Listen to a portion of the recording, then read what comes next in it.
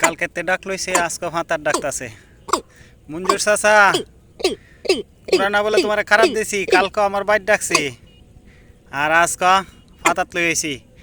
জঙ্গলি ভাইলে শিকার হইলে একটা সেকেন্ডটা লেগে মুখটা মারে না।